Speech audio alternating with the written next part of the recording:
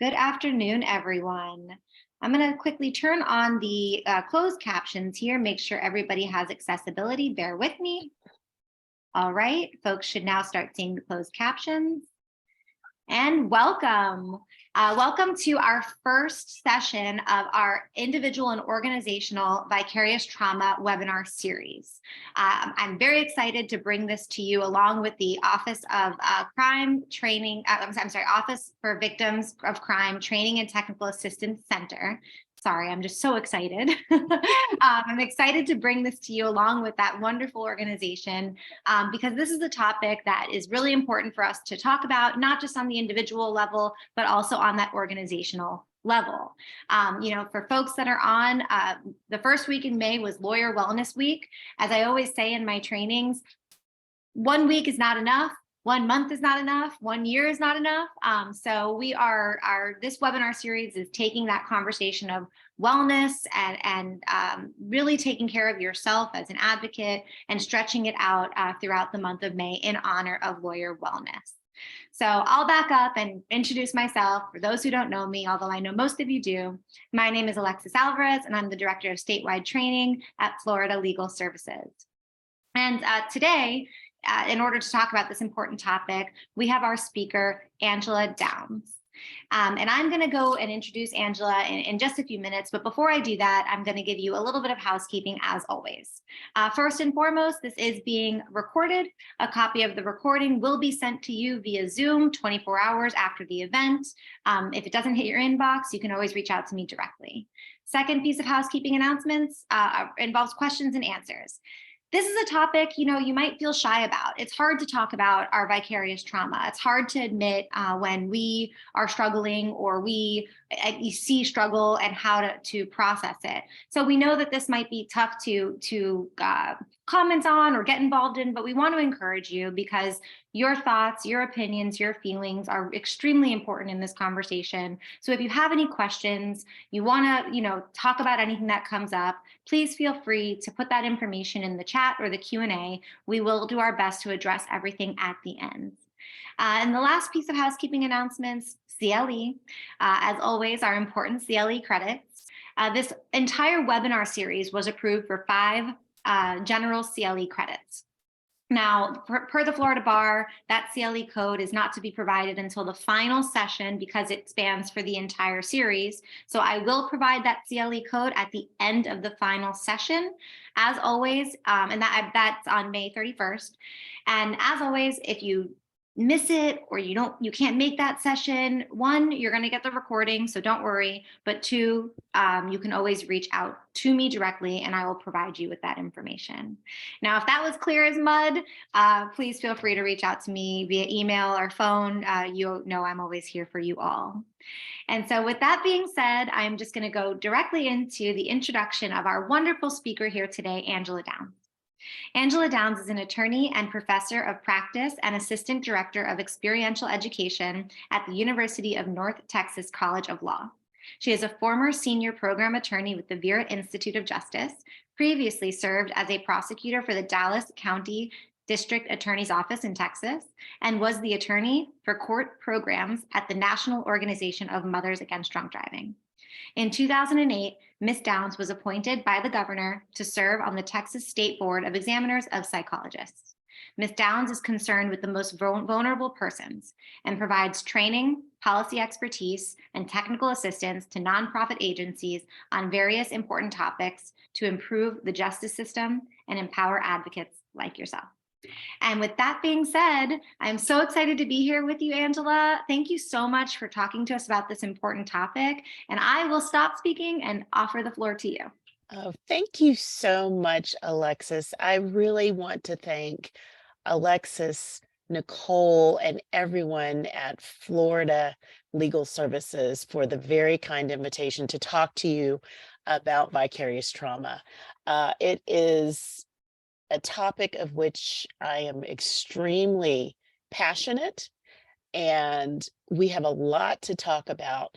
But one of the things I was thinking about as I was really just kind of getting ready for my time with you today is that vicarious trauma, the work that we do, is all around us. I'm in the Dallas-Fort Worth area, and this weekend there was a terrible tragedy at one of our malls, with a shooter who, an active shooter who came and killed several um, adults as well as children. And my processing as a lawyer kicked in, and it's as though you never turn it off. So I hope that the time that we spend together today will provide you with some tools and some things to maybe recognize how to deal with this very important work that you are doing. So with that, let's go ahead and get started. So you can't drink from an empty cup. This is something that I really want you to keep in mind as we go through and talk about the issue of vicarious trauma. Uh, the work that you do as a lawyer, as an advocate, as staff, you have to fill your cup first. And it's only by filling your cup that you're able to provide the services that your clients and your community needs. So you've got to fill yourself first before you're able to give to others, and you are worth it. So because I'm a law professor, I always have learning objectives because I want you to know where I'm going with our conversation. So as a result of this training, you'll be able to describe the concept of vicarious trauma. So we're going to talk about what vicarious trauma is and what it isn't. You'll be able to recognize implications for lawyers exposed to the trauma of their clients. So you'll learn what it is that indicates that you might need to take a step back and to get some assistance. We'll also talk about understanding key highlights from current research. This becomes important because what I want you to know is that this is a topic that not only Florida Legal Services knows is timely and important to those in the profession, but there are currently a lot of researchers who are looking at the topic and are pulling in information to show why lawyers and other allied professionals really need to take a good hard look at the issue of vicarious trauma, which is also known as compassion fatigue. And then we'll talk about some strategies to combat vicarious trauma. What is it that you can do, and what is it that you can start thinking about incorporating into your daily practice so that you can be a better practitioner and that you can give your community and your clients the things that they need. Okay, so Alexis, if you don't mind, I have a poll, and I'm going to ask for Alexis's help to actually get our poll going. So as you can see, I'm going to actually read this.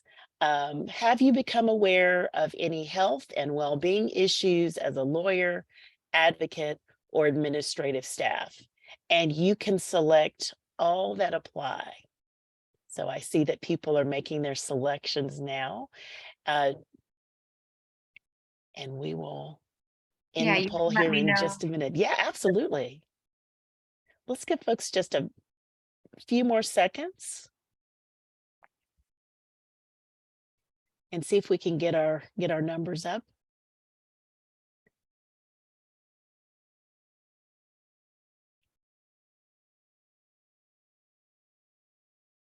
Ready to share? Okay, absolutely. So let's go ahead and let's share the results now. This will be, Are you seeing the results? I am. Fantastic. Okay. Thank you so much, Alexis. So looking at the results, I'll scroll down to make sure I don't miss anything.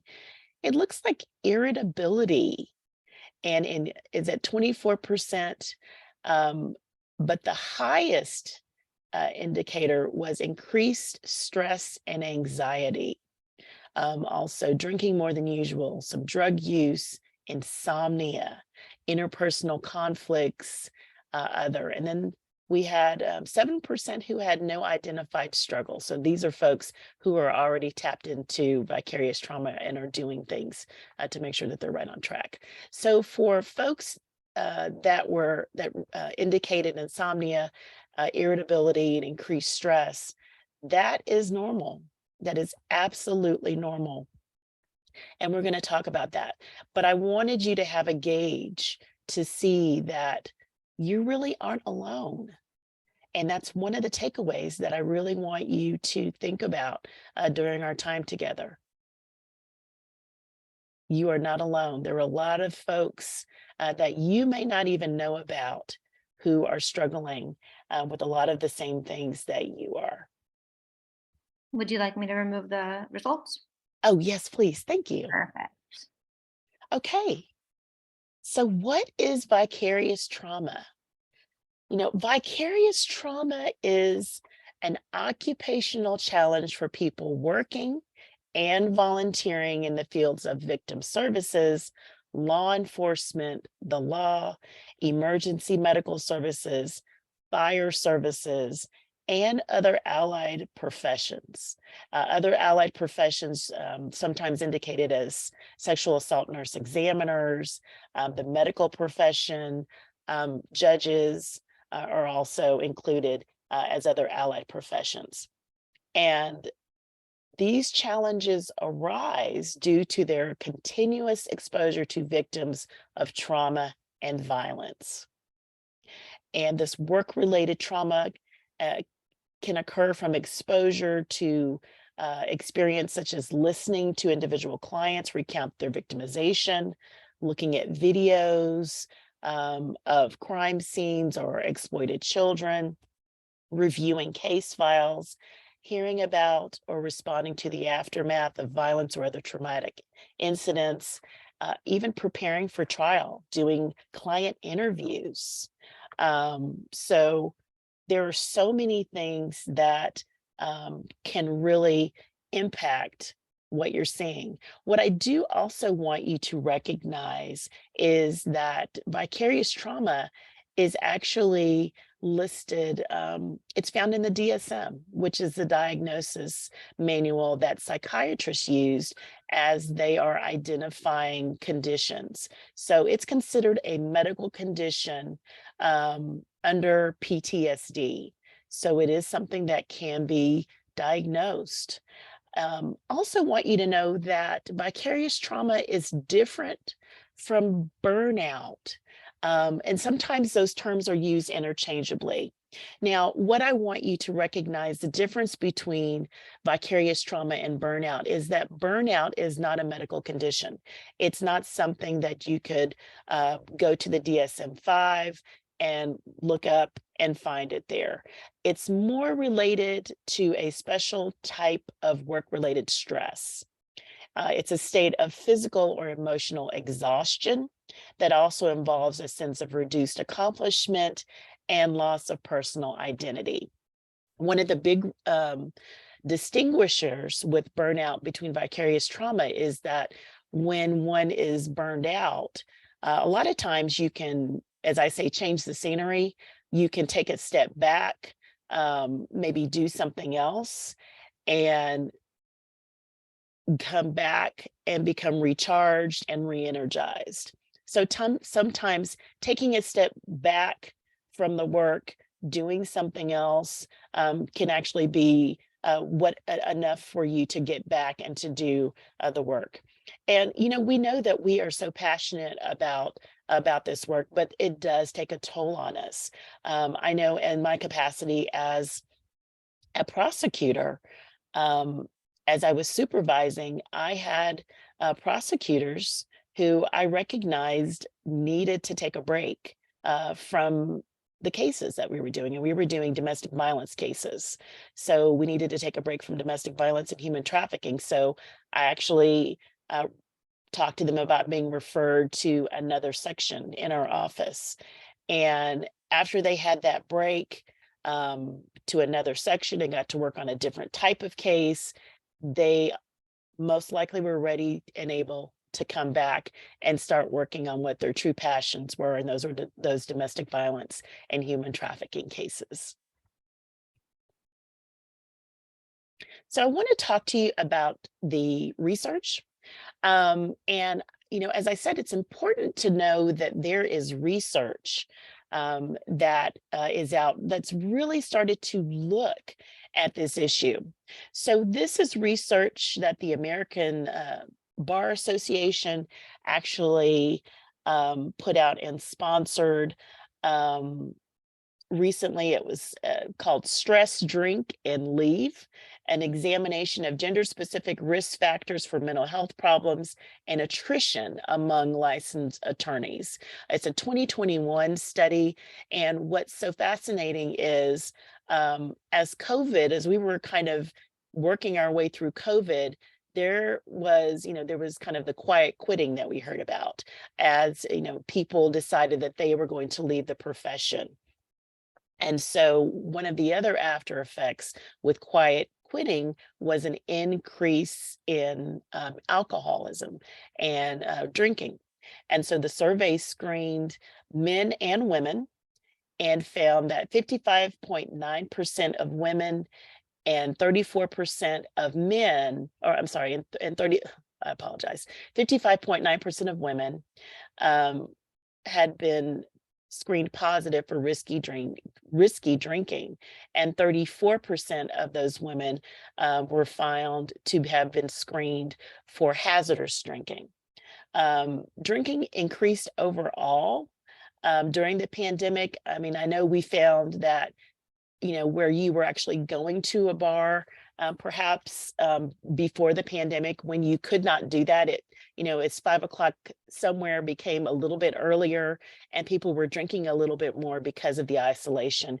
And this was actually reflected in the data that was collected in this survey. 34.6% of women with drinking increased to 29.2% of men. So this was a real thing that was happening. And, it seems as though we're, kind of moved out from these things, but we're still really dealing with the after effects.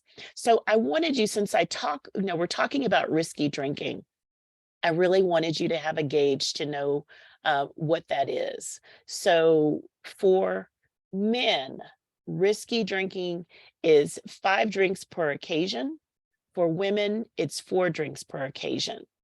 So as we're talking about hazardous drinking and we're looking at a week, for men, that would be 15 drinks per week. For women, it would be 8 drinks per week. And a standard drink is defined as 12 ounces of beer, 5 ounces of wine, 1.5 ounces of 80 proof spirits, gin, rum, vodka, or kind of whatever. So just thinking about that, I know that drinking was one of the things that some folks indicated on the poll that we took as we were, as we began our time together. Think about kind of how much you're consuming. And if you feel as though you might be getting into a little bit of trouble, you might want to think about getting some assistance. And we'll talk about that here in a little bit. So let's continue talking about our research. Another research component that the American Bar Association put out in 2021 was really looking at the profile of the law profession. This was a very comprehensive survey that the American Bar Association did, where they looked to see how lawyers were faring after the pandemic. Kind of how did we do? What are the challenges that we're seeing? What are the things that we think are on the horizon? Some of the things that were identified: working more than 40 hours a week. As lawyers and paralegals and allied professionals and staff, we know that we all work more than 40 hours a week. We have all received that call at 4:49. You pick it up and it's something that you've got to handle right there because it's an emergency. So we're all working more than 40 hours a week. Another challenge that was identified was technology. I know one of the things that we have seen with our legal clinics is the transition and more openness to using technology, which has been wonderful because we have, I think it's for certain types of the law, it's provided more access, it's provided more flexibility for clients. So if you've got someone who maybe would have to take off and lose time at work, maybe they could Zoom in to a court hearing, or maybe you could meet with a client over Zoom, or, it's given us more flexibility. So that's been a good thing. However, if your courts are like ours in Texas, every single judge wants to use a different type of technology. There have been times when we have had cases where the court settings were on Zoom, then we would need to switch and use Microsoft Teams, Court Call, Google Hangout, any number of video software programs. And that can be very challenging for the constituency I know that we serve a lot of times, because people are not savvy, and it can be really challenging. And keeping all of that stuff together can be really difficult. Also, separating home from work. As we are working more remotely and have the opportunity to work remotely, a lot of times there's a blurring of those lines between home and work. One of the things I'm going to challenge you to do is to separate your home and your workspace. Have a dedicated space, even if it's a card table in the corner, that's your workspace. Because if you don't, those lines will get blurred and you will see things kind of carrying over. Also, law school debt. That is a concern for lawyers. There's a considerable amount of debt that lawyers carry once they start working. And that is something that the survey identified as an additional stressor. Also, a return to in-person work. Initially, it's been pretty challenging. When we were isolated and we kind of had our routine, and now transitioning to be more in person, I find that there's, I call it kind of a pent up energy. We were so isolated and so withdrawn. Now we're trying to figure out how to reintegrate, and a lot of things are going kind of on double time. You've got judges who are trying to get their dockets back in shape, so they're doing double dockets. So there's just a lot of activity that can also add to your stress. So getting back to vicarious trauma, zealous advocacy and ethically, you've got an ethical responsibility to your client, but we often forget about self-care. You have direct exposure to trauma, as we've talked about. It's everything that you do, from if you are the administrative person who answers the phone, who does that initial intake, you are being exposed to vicarious trauma because you're hearing those stories and you're having to relay them. It can result from any aspect of your job that involves indirect. So we said listening to trauma stories, prepping the cases, reading about the trauma, even hearing that testimony and other evidence in court. Working with clients who are struggling with difficult issues impacts us. I know we have all had the client where you hang out with them, and you're kind of wondering, how is it going to pan out? Is it going to be okay? There's also, sometimes there's guilt in what we do because you can't fix everything. For a lot of us, the reason that we went to law school, the reason that we do the work, is because we want to help people. And when we can't, that's another stressor for us. And we just have to realize that these are hard cases. They're very hard cases, but we can't do the hard work if we don't take care of ourselves. So the American Bar Association has initiated a response, and they've always kind of looked to see what is it that they can do. The American Bar Association touts itself as the voice of American lawyers, and so starting back in 1990. They started putting out model law firm and legal department impairment policy and guidelines. And so this was a resolution that dates back to the 90s. So this is something that's, important to our health and success as lawyers, and it's been recognized since the 90s by the American Bar Association. I show this to you because we know that policies that are adopted by the American Bar Association oftentimes set the tone for the profession. So it's just good to know that the American Bar Association has kind of a long history of really looking at this issue. I want to show you something that's happened recently with the American Bar Association. Back in 2021, as we were coming out of the pandemic, there was a well-being campaign, and it really called for employers to recognize substance use and mental health distress present significant challenges for the legal profession. So there was a resolution that came along with this response, and it encouraged courts, bar associations, legal employers, as well as law schools to develop and make accessible resources that advance well-being and legal profession. It was kind of exciting for me. I have been talking about vicarious trauma for years and felt kind of like I was really one of the few folks that was talking about the subject.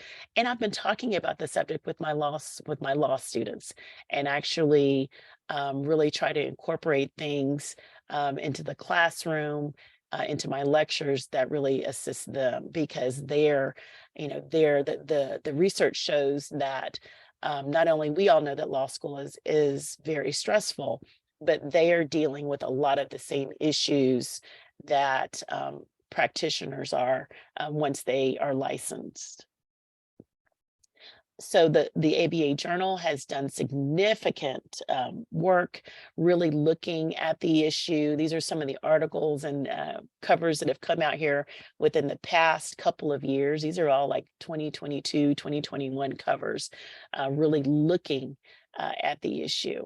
One other thing I do want to share with you, another reason that it's so important to really look at the issue of vicarious trauma is that the research tells us that for those practitioners that have mental health issues, alcohol or drug issues that go unaddressed, there is a correlation between those activities being I'm sorry, I'm saying this incorrectly, but those that are dealing with those issues generally have disciplinary problems that arise.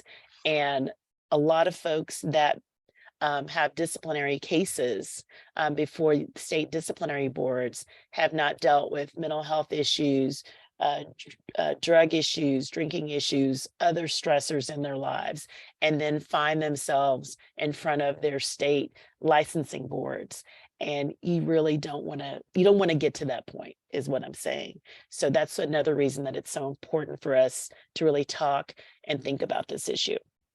I also want to talk for all the working moms out there. There is some new research that's just come out about pandemic parenting, which I think is very, very interesting. And this is timely because we're just beginning to see how the pandemic affected us. And what we found and what a lot of us recognize as we were going through it is being reflected in the research. And that is that women are taking on the lion's share of parenting, even when both parents were home. So even though both mom and dad were both at home, or both partners were at home, women were doing the most of the work. There was another survey of 2,000 parents, and I can certainly relate to this survey that said that 90% of mothers said they were tired, compared to 30% of dads. There's another phenomenon that's really been spotlighted in a lot of the research, and it's called unentitlement. And it's almost subconsciously that women fall into traditional gender roles and fail to put their needs, comforts, and ambitions first, believing that they should do most of the work simply by being female. And what's interesting, if you pull out that research, is these are women who identify as feminists, as womanists, as women who, really are charging through their professional lives, but still fall back into those traditional roles. And I just find that very, very interesting. Last thing I want to share, professional mothers are 1.5 times more likely than fathers to spend at least 3 hours each day on housework. That's called the second shift. You go through your day and then you come home, you make dinner, wash the dishes, get the kids, getting their homework together, and then preparing for the next day, getting your kids to bed, and then you start all over again. So just some food for thought on that. But I also want to talk about some organizational barriers that might come to play as you are um, kind of looking at the tenor and tone of your organization. One of the things that I find very refreshing is that your organization, Florida Legal Services, has actually said that this is an issue, looking at the larger issue of lawyer well-being, and has brought me in to really talk to you about this subject. So it lets me know that there is a level of care and receptiveness, if there's something that you're going through, that your organization would probably be one that would want to help you get back on track. So this is some information that the American Bar put together under their well-being template for legal employers back in 2019. Um, they have really asked, as they put together their policy and survey information, is an implementation strategy. So they really want employers to have something um, in place to really help their employees as these things arise, because it's not a matter of if something's going to arise, it's really a matter of when, but really trying to get in front of that. They want folks to have a definition of what it means to be impaired, really have some language to really discuss what impairment means. Also, identifying well-being initiatives. Is there, are there campaigns through the organization that promote good mental health, fitness, other things that can really promote? And then addressing any impairment concerns. If as things arise, what is that structure going to look like in order to ensure that employees get the help that they need? Also, the process has got to be confidential. Folks are more likely, they do not want to come forward if they know that the information that they share is not going to be confidential. So what is that going to look like for an organization? Also, there's got to be some kind of prohibition against retaliation. We want people to have the freedom to go and to communicate, but folks need to feel as though they can communicate without fear of any kind of reprisal or any negative impact. Also, considerations upon a determination of impact, excuse me, of impairment. What is that going to look like? If someone has to leave in order to take care of themselves, what is going to happen with their cases? What's going to happen with their workload? What is that flow going to look like? Really thinking about those things ahead of time so that when it happens, you have a policy in place and you're ready to go. Also, consequences of violations.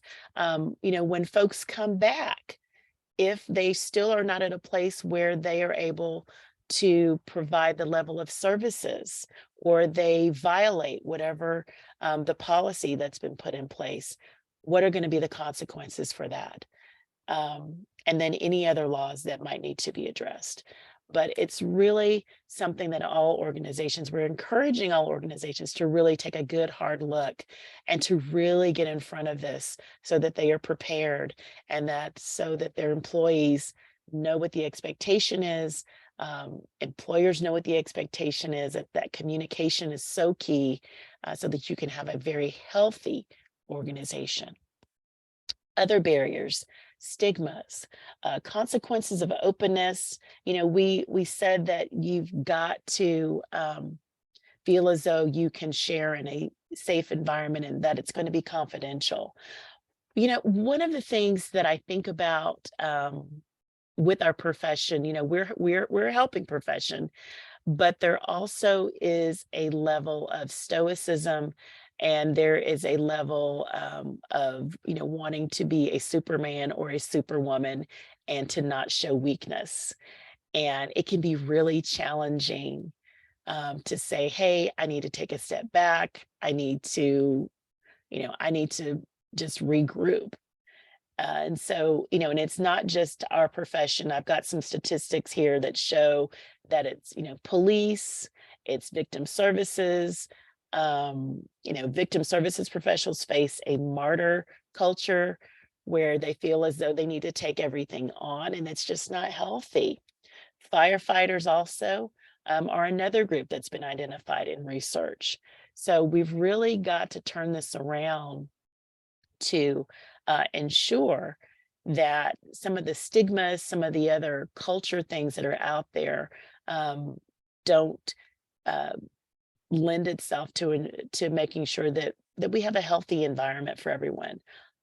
Also, some other things that folks are afraid of as far as barriers, um, stigma about mental illness, fear of repercussions. Um, and then, victim service professionals who, when they do um, encounter a mental health episode, start to blame themselves and have that self stigma. So we've really, as I said, we've got to address these things, and we've got to figure out as a community what we can do to be healthy and to move forward. So let's talk a little bit more about loneliness. And this is something I have been really thinking about here recently. And lo and behold, if our Surgeon General didn't come out with a report last week. So I said, wow, my timing is pretty good on this. But loneliness, as we have been coming out of the pandemic and being so isolated, you would think that um, there would be less loneliness because we've been more engaged. There's more interfaces. There's more things that people are doing. Sometimes it feels like people are trying to make up for lost time. But there is research out of the Harvard Loneliness um, Project really wanting to provide information and strategies. And they really include public education campaigns that help cope with loneliness, including strategies that help identify and manage the self-defeating thoughts and behaviors that fuel loneliness. I found it really interesting. I've talked to some of my psychology and psychiatry friends, and one of the things that they have been prescribing is for folks that are prone to be introverts and are prone to be lonely. They have prescribed that they go out to dinner with friends, that they, make an effort to do an activity where they have to be around people. And actually they, their patients have to come back and report. And they've said that it's helped, kind of quell some of the loneliness that folks are feeling. We know that our community is so important. You've got to build that social infrastructure at every level. You've got to do it personally, but the Harvard Loneliness Project is actually asking governments to get involved to ensure that there are these kind of safety nets out there for people. And then working to restore the commitments. We know that our country is one where, it's we the people. So really getting back to the roots of really looking out for people, looking out for your neighbor. Maybe you haven't seen your neighbor in a couple of weeks, and maybe it's just knocking on the door and saying, hey, are you okay? But really that more communal aspect. And then, as I said, the Surgeon General actually came out with a survey and research last week about loneliness. And one of the things I found really interesting about the research is that even though we are more connected on social media, I mean, the information is that 96% of folks say that they are on the internet, have some kind of device, and use it every day. And we know how connected we are to our phones. But even with that technology, there is still a feeling of loneliness for groups. And what I found fascinating was it was the 18 to 25s that were experiencing loneliness.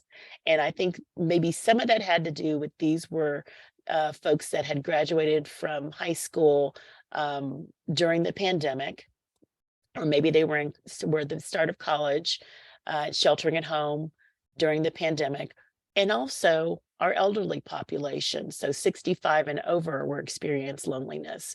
And this is even though we are online more, um, and we have more exposure with our different social media platforms. But what's interesting about the exposure to technology is it's not a real experience. If you think about it, we are getting a curated view of everyone's lives. We're getting the best view. We're really not getting down and having a conversation or picking up the phone, but we're seeing vacations, we're seeing all of the good things that are happening. And so we're really not seeing kind of the underlying effects of isolation, even though we're on social media, constantly. So what I found interesting about the Surgeon General's research on this issue, there were 7 pillars that were identified. A lot of them overlapped with the Harvard information, but again, strengthening those social infrastructures to local communities, enacting pro-connections for public policies, making sure that we have public policies that advance connectedness, mobilizing the health sector. So getting people diagnosed, having access, training healthcare providers to actually diagnose.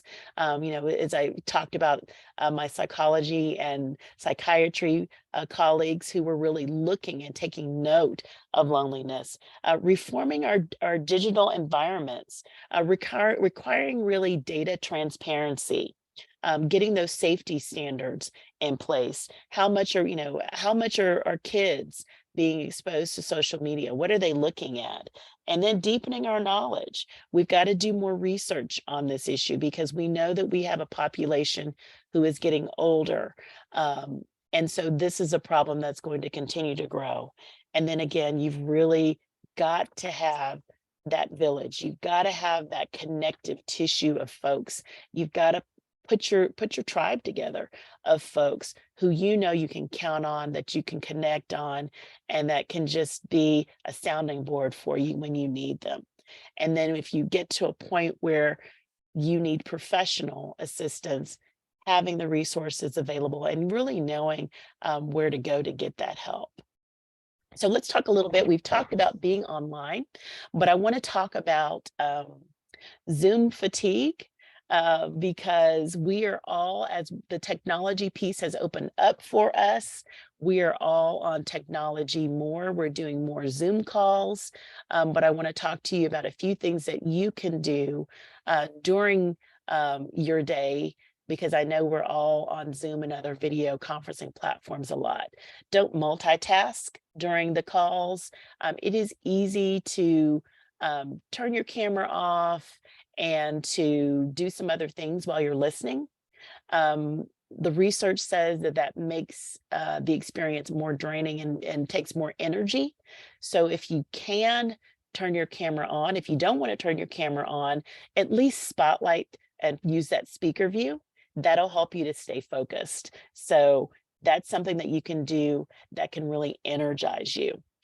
You can also turn your video off. If this is the second of a series of video calls that you have, turn your camera off and just speak.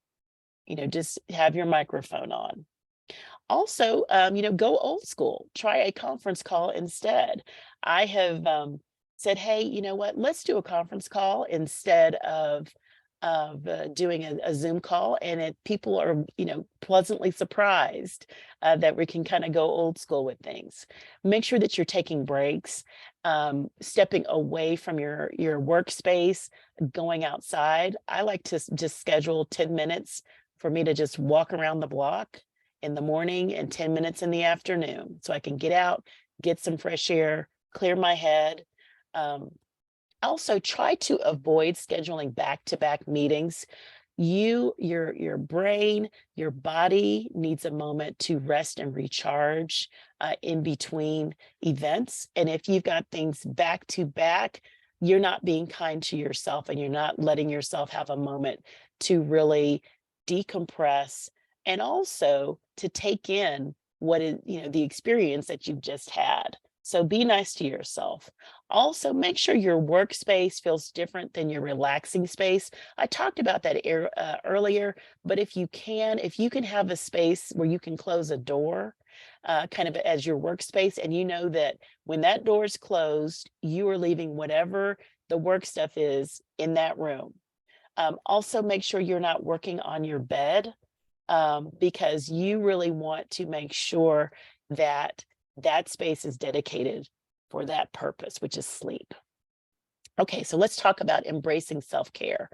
We have heard a lot about self-care, and I'm talking about more than just, lighting a candle or taking a bubble bath, but really thinking about ways that you can take care of yourself, really so that you can be a better practitioner. So this is a survey and research that Bloomberg Law did about attorneys' workload and hours, kind of work hours. They surveyed 621 lawyers on how they work, how much of that work they bill, and how satisfied they were with their jobs, and how they were doing in terms of personal well-being.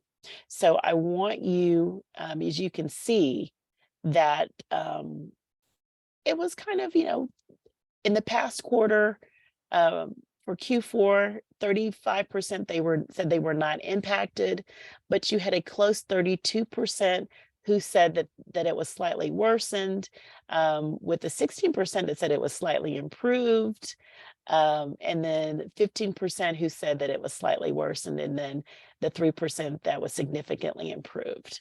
So let's take a little bit just so that you can see that this is, a lot on the slide. So I did break it down for you so that you can see. The average time the respondents took off in the fourth quarter to relax and recharge was 5 days. Okay. So look at, kind of what the survey results are, and then look at your days and see if you are aligned with that. Also, on a scale of 1 to 10, how relaxing were your days off?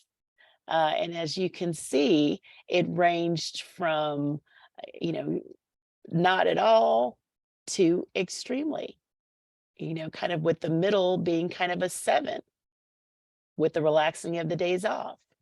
So really thinking about unplugging when you have those days off. The average time respondents spent each week on self-care was 6 hours. Doesn't seem like very much. So maybe not quite an hour a day for a week. I think you really need to identify something every day, that you can really designate as your self-care moment. Also, you can look at the information that talks about which of the following work-related stress issues have you experienced. The highest category, with 70%, was disrupted sleep. And then the percentage of time that you'd experience burnout, over 50%. And we said that burnout wasn't medically diagnosable, but it certainly is a high number. And then which of the challenges have you faced in the past quarter? The highest percentage, 64%, was the inability to disconnect from work. Well, I want to pick up on the thread of talking about the following issue, the 70% with the disrupted sleep. And I want to talk to you and do a deeper dive about the importance of sleep. We all have, growing up, heard about the importance of getting rest and getting sleep, but I want to remind you that adults should get at least 7 hours of sleep at night. And that is not me that's saying that, but it's the Academy of Sleep Medicine. Healthy sleep is important. It helps your brain. It helps your mood. You know how it is when you don't get enough sleep. You're irritable. You're cranky. It helps your mental health and your heart health. Also, it helps with your metabolism. When you're not getting enough sleep, your body doesn't have enough time to rejuvenate. So you've really got to get that sleep. The legal profession is one of the most sleep deprived professions in the US. I was a little surprised by this. And we're the second most sleep deprived, and doctors get more sleep than we do. So we need to get more sleep. I'm going to encourage you to create a space where you can unplug. Think about your nightly rituals that you can do, whatever, some kind of routine that you can do every night so that you know that this is the time that you need to rest and recharge. And if you're going to continue to do this work, you've got to get the rest. Because you just can't be your best when you don't get the sleep. You've got to get the sleep. Oh, I would also encourage you as well to put your phone, if you can, put your phone in another room. That's hard for me. I can't really do that. But I do turn my phone to sleep mode, do not disturb mode. And if you have an Apple Watch that you're wearing to track your sleep, that can be a good measuring stick for you. And it can be a good accountability measurement for you to see if you're getting enough sleep. But make sure if you are going to sleep with a tracking device or an Apple Watch or some other instrument on, that you have the light off and have that in do not disturb so it doesn't distract you from your rest. Also, make sure that you're turning your television off and really just setting a scene where you can get your best sleep. So some resources that I'm going to encourage you to take advantage of. Um, I know that your organization has an employee assistance program, um, and you know, reach out to the employee assistance program. They should have information that can be really helpful to you, and can talk to you if you're at a point where you feel as though you need counseling or need other information. If you are going to go down the road to get counseling, I would suggest that you get someone who deals with trauma informed counseling, because it's a special skill set that you're going to need to help you navigate this space. But your employee assistance program is a great resource, and definitely take advantage of that. Also, the American Bar Association Commission on Legal Assistance Programs.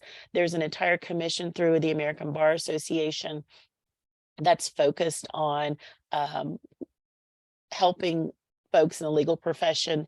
There's a directory of every single legal assistance program throughout the country. There's a link to it here in this PowerPoint. Also, your state bar associations. Every single city bar association has some kind of programming.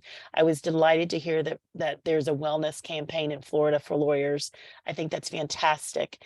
And I think that will go a long way to take some of the stigma out of really talking about what lawyers and other allied professionals are going through. Also, your city, county, your parish bar associations will also have activities and information for you. So again, that well-being campaign. We know that the Bar Association has called on us to do this. Just a reminder that this is such an important thing, that this should be something that should be integrated in all of our practices to make us all better at what we do. So these are my key takeaways. You've got to fill your cup. You're not alone. The organization has got to come together to ensure that we have healthy employees. You've got to do self-care, thinking how you're going to navigate spaces of Zoom fatigue. And then lastly, make sure that you're getting enough sleep. So again, the pain and emotional distress are often outcomes of this work. It's okay. And it's important to talk about the toll this work takes and to seek support. You really need to not hold this in, but really process it and have the ability to speak so that you can really navigate that space with some help. So our next session, I'm so excited that I'll have more time with you. We'll be exploring the individual impact of vicarious trauma and self-care strategies. And I'll be delighted. I'll be joined in the next session with Janet Fine, who is a trailblazing victim advocate in the Boston area. So we'll be delighted to join you here at our next session. So I'm going to take our last poll question, Alexis. And so this poll, I wasn't able to put it as a poll question, so we're going to pose it to you all and encourage you to please answer this question in the chat. So put your answer in the chat so we can keep that conversation going. After this session, you will, I'm going to say, be more patient with myself. I love it. You know, Alexis, you bring up such a good point because we're type A personalities. We have high expectations for ourselves. And while we can provide empathy and show, really compassion for others, a lot of times it's harder for us to give compassion to ourselves. So thanks for saying that and for sharing that. I completely agree. Yeah. So there's some great things coming here. I love folks are saying that they're going to stop working in my bed, separate my work and living spaces, sleep more, confine work to one area of the house, let myself unwind after each task, reflect on where I do work and how I can divide up my day with breaks and outdoor time, get lunch and take a walk, get more sleep. Start getting more sleep and take time in the afternoon to breathe deeply. Try to put my phone in the other room during the times I am supposed to be relaxing. Take a break from my laptop. Learn to take breaks. Establish a separate workplace for myself at my house that has a closed door. Work out and get more sleep. Try to make a regular self-care ritual before bed. Take breaks. More separation from my electronic devices. Think about how a difficult call affected me for the rest of the day. Actually put lunch in my schedule. That makes me really happy. Stop multitasking all the time. Create a self-care routine and sleep more. Well, I am really excited. And we're gonna keep tracking your progress and really see what it is that you do to ensure that you can do what's best for your clients and do best for yourself, and taking care of yourself. So if there are any questions, feel free to put those into the chat. And while we're waiting on those questions, I'll go back and do some other housekeeping announcements. Okay. Oh, I'm sorry. Go ahead, Angela. That's Yeah, okay. that's a good one to start on. Yes, absolutely. One of the things that we ask, if you would please evaluate this experience. This just helps us as we're preparing. It helps OVC TTAC, which is the training arm of the Office of Victims of Crime. So please, if you would complete, it's a very short survey, and you can actually use your phone to download that QR code. And I will also include a link to that code along with the copy of the recording that you all will receive in an email from Zoom in about 24 hours. So if you didn't catch the scan there, you'll get it in your inbox. Don't worry, and you can always reach out to me directly. Yes. Anything else, Angela? I think, you know what, there was a wonderful note that was put in the chat, and I want to share it kind of as our last thought until I see you again, is being consistent with our intentional self-care is a big piece to our resilience. So I want to leave you with that thought. As you are thinking about how you can take care of yourself. I have really enjoyed my time with you. I hope that you found the information that I shared useful, and I look forward to continuing on this journey with you and look forward to seeing you soon. Thank you so much. And again, thank you so much to Florida Legal Services for having me here this afternoon. and enjoy the rest of your day. Thank you. It's our extreme honor to share this platform with you, Angela, and we're looking forward to the next one. All right, everybody, have a great rest of your day, and we will see you next Wednesday for session number 2. Bye now.